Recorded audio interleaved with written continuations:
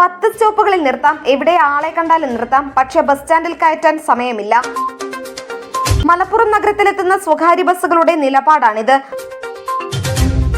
മഞ്ചേരിയിൽ നിന്ന് പരപ്പനങ്ങാടി പോകുന്ന ഒരു ബസ്സിന് മാത്രം മനോരമ മുതൽ കിഴക്കേതല വരെ 10ഓളം സ്റ്റോപ്പുകളുണ്ട്.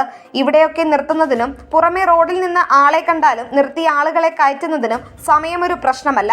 മലപ്പുറം ബസ് സ്റ്റാൻഡിൽ കയറാൻ 2 മിനിറ്റ് സമയം മാത്രം ഇവർക്കില്ല എന്നതാണ് വിചിത്രവാദം.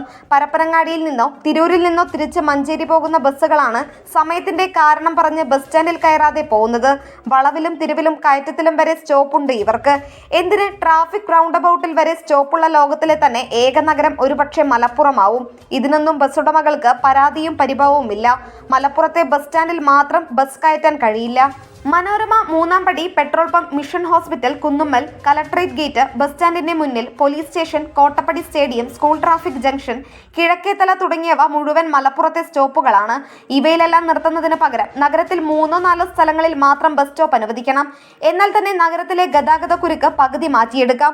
മലപ്പുറം മുനിസിപ്പൽ ബസ് സ്റ്റാൻഡിൽ എല്ലാ ബസ്സുകളും കയറിയിരുന്ന ഒരു കാലമുണ്ടായിരുന്നു. ഇപ്പോൾ ബസ് ഉടമകൾ പറയുന്ന പ്രയാസമൊന്നും അന്നുണ്ടായിരുന്നില്ല. 1 മിനിറ്റ് വൈകുന്നത് ഒരു ബസ്സിന് മാത്രമല്ല, ഇവിടെ വരുന്ന എല്ലാ ബസ്സിനും ആ സമയം വൈകുമ്പോൾ അവരുടെ കളക്ഷനെ അത് ബാധിക്കുന്നില്ല.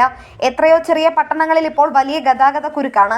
എത്രയോ സമയം അവിടെയൊക്കെ ബ്ലോക്ക് ആവുന്നു. അതിനൊന്നും ഇവർ ഇതുവരെ മേൽപ്പാലം വന്നാൽ ശരിയാവുമെന്ന് പറഞ്ഞിട്ടില്ല. കുന്നുമ്മൽ ഒരു സ്റ്റാൻഡ് എന്നത് നല്ല ആശയമാണ്. 5-6 പരന്നു കിടക്കുന്ന കുന്നുമ്മലെ ബസ് സ്റ്റോപ്പുകൾക്ക് ഏകീകരണം വരുന്നത് നഗരത്തിലെ ട്രാഫിക് എളുപ്പമാകുമെന്ന് ഉറപ്പാണ്.